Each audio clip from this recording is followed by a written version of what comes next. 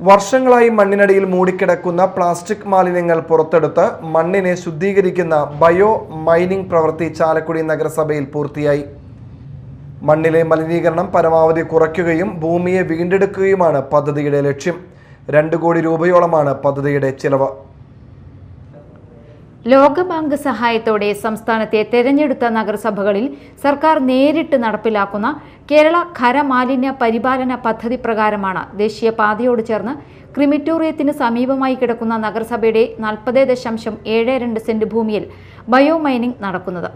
മണ്ണിൽ കിടക്കുന്ന പ്ലാസ്റ്റിക് മാലിന്യങ്ങൾ സിലിണ്ടറിൽ റോട്ടറി സെപ്പറേറ്റർ സംവിധാനം ഉപയോഗിച്ച് വേർതിരിച്ചെടുത്ത് ഇത് നീക്കം ചെയ്യുകയും നല്ല മണ്ണ് ഇവിടെ തന്നെ നിക്ഷേപിക്കുകയും അതുവഴി മണ്ണിലെ മലിനീകരണം പരമാവധി കുറയ്ക്കുകയും ഭൂമിയെ വീണ്ടെടുക്കുകയുമാണ് പദ്ധതിയുടെ ലക്ഷ്യം. 2 കോടി രൂപയോളമാണ് പദ്ധതിയുടെ ചിലവ്. ഇവിടെ 5.5 മീറ്റർ താഴ്ചയിൽ 7560 M3 പ്ലാസ്റ്റിക് കലർന്ന മണ്ണുണ്ട് എന്നാണ് കണക്കാക്കിയിട്ടുള്ളത്.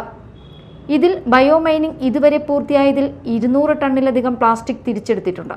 തിരിച്ചെടുത്തതിൽ 155 ടൺ പ്ലാസ്റ്റിക് ഇവിടെ നിന്ന് നീക്കം ചെയ്ത് തമിഴ്നാട്ടിലെ തിരുച്ചിറപ്പള്ളിയിലുള്ള ഡാൽമിയ സിമന്റ് കമ്പനിക്ക് നൽകി കഴിഞ്ഞു.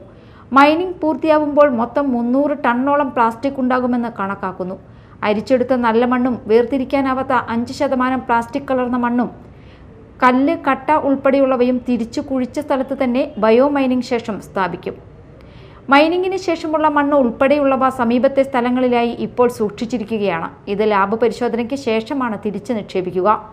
ബയോ മൈനിംഗ് പൂർത്തിയാക്കുന്നത് സംബന്ധിച്ച് നഗരസഭാ ചെയർപേഴ്സൺ ആലിസ് ഷിബുവിന്റെ അധ്യക്ഷതയിൽ KSW MP ഉദ്യോഗസ്ഥരും കരാർ കമ്പനി പ്രതിനിധികളും നഗരസഭാ അധികൃതരുമായി നടന്ന അവലോകന യോഗത്തിൽ ഏപ്രിൽ 30-നകം പ്രവൃത്തി പൂർത്തിയാക്കുമെന്ന് ബന്ധപ്പെട്ട കരാർ കമ്പനി ഉറപ്പ് നൽകി. മഴയ്ക്ക് മുൻപ് മണ്ണ് ബാഗ് ഫിൽ ചെയ്യുന്ന പ്രവർത്തനവും പൂർത്തിയാക്കണമെന്ന് കമ്പനിക്ക് നിർദ്ദേശം നൽകി. Media time Chalakudy.